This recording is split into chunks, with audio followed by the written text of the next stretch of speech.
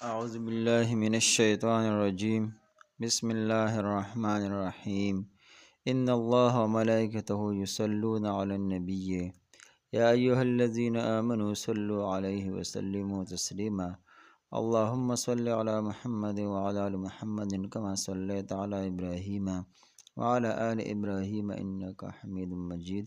اللهم بارك على محمد وعلى آل محمد كما باركت على إبراهيم وعلى آل إبراهيم إنك حميد مجيد. معزز ناظرین کرامو، الله تعالی نه امید لرم چې تاسو ټول به روغ جوړ به او صحیح سلامت به. نن به تاسو سره د پنځو منځونو پابندۍ سره د اهتمام کولو سره چې کوم دی یو حدیث مبارک شیر کوم چې جابر رضی الله عنه د نبی علیہ السلام نه نقل کړی دی. حدیث مبارک دا دی: عن جابر رضی الله تعالی عنه قال قال رسول الله صلى الله عليه وسلم مثل الصلوات الخمس كمثل نهر جار غمر على باب أحدكم يغتسل منه كل يوم 5 مرات. چې مفهوم داسې دی، جابر رضی الله عنه نبی اکرم صلی الله علیه و وسلم نه ارشاد مبارک نقل کوي چې د پنځو منځونو مثال داسې دی لکه د چا په دروازه باندې یو نهر وي، د هغې اوبه جاري وي او ډېرې ژورې وي، په هغې کې هره ورځ 5 ځله غسل کوي. یعنې جاري اوبه د ګندګۍ وغیره نه پاکې وي او اوبه چې څومره ژورې وي هغه هومره به ډېرې صفا وي. په دې وجه د حدیث مبارک کې د هغې جاري کېدل او ژوروالی فرمایلی دی، او څومره چې صفا اوبو سره بنده غسل وکړي هغه هومره به صفایي په بدن راځي. دغه شان د منځونو په وجه که چېرې د آدابو لحاظ ساتلو سره وکړي شي نو د ګناهونو نه صفایي حاصلیږي. د کم قسمه مضمون چې په دې حدیثونو کې ارشاد شوی دی، دا قسمه مضمون په ډیرو حدیثونو کې مختلفو صحابو نه په مختلفو الفاظو کې نقل کړی شوی دی.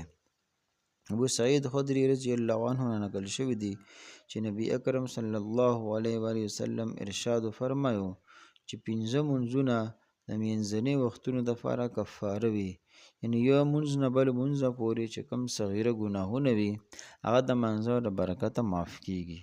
دې نه پس نبی علیه السلام ارشاد فرمایو مثلا د چا یو کارخانه وي، په هغې کې هغه څه کاروبار کوي، د هغې په وجه د ده په بدن دوړه خیرې لګي او د دغې کارخانې او مکان په منځ کې 5 نهرونه وي.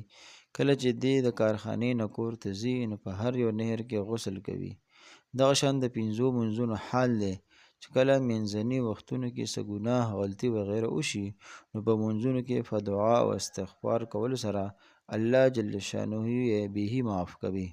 د نبی کریم صلی الله علیه وسلم مقصود د دې قسمه مثالونه دا خبره پوهول دي چې الله جل شانه مونږ ته د ګناهونو په معافۍ کې قوي اثر ورکړی دی، او چونکې په مثال سره خبره په ښه شان پوهه کې راځي، د دې وجې په مختلفو مثالونو نبی علیہ السلام دا مضمون واضح کو. د الله جل شانه د دې رحمت او فراح بخنې مهربانۍ انعام او احسان نه مونږ خلک فایده وانخلو نو د چا نقصان دی؟ خپل هر څه ضایع کوو، مونږ خلک ګناه کوو، نافرمانی کوو، حکمونه ماتوو، ارشاداتو منلو کې کمزوري کوو. په کار خو دا ده چې د قادر عادل بادشاه لخوا ضرور سزا وي او د خپلو کړو سزا مو خوړلې، خو د الله تعالی د فضل او احسان نه قربان شم چې هغه د خپلو نافرمانو د حکمونو ماتولو د معافۍ طریقه هم وښودله. که چېرې مونږ ترې فایده حاصله نه کړو نو زمونږ بې عقلي ده. د الله جل شانه رحمت او مهرباني ورکړې دپاره بهانې لټوي. بل حدیث مبارک کې ارشاد دی چې څوک د اوده کېدو په وخت دا اراده وکړي چې تهجد به کوم بیا ویښ نه شو، د دې ثواب به ورکول شي. اوده کېدل یې مفتو کې راغلل، څه به وایي د الله تعالی د ورکړې کم کریم ذات چې داسې ورکول کوي د هغه نه اخیستل څومره سخته محرومتیا، څومره ډېر زیات نقصان دی.